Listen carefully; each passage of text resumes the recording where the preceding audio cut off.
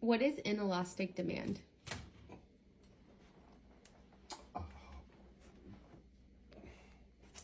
Name me a necessity.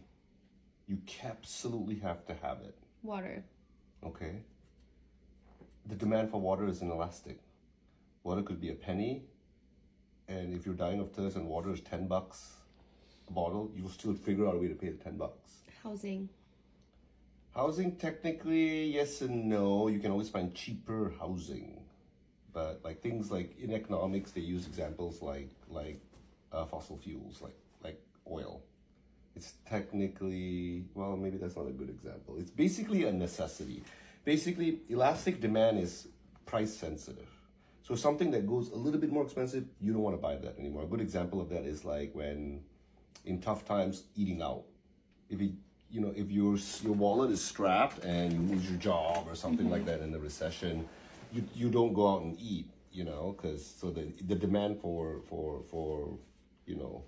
eating out is like, it's very elastic. It's very based upon your purchasing power. So any movements in price or your ability to purchase it affects whether you would actually purchase it or not, right? That's elastic demand. Usually, if you understand the supply and demand curve, inelastic demand is kind of like the supply curve is almost like the gradient, the slope is really, really steep. So no matter where the price is, you still will buy it. Because you absolutely have to inelastic. have it. For inelastic. It's not elastic. It's not, like a rubber band. Mm-hmm. No matter what the price is, it stays rigid. You still will buy it.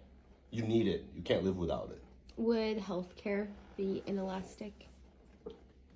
Technically, that's a good question. I never thought of healthcare. Is that because there's a lot of people who go without healthcare because they can't afford it. But yeah, I would consider that, if you have a life-threatening disease, you pay every single penny out of your pocket to get the service until you can't get it anymore, I guess. Yeah, that's a good one.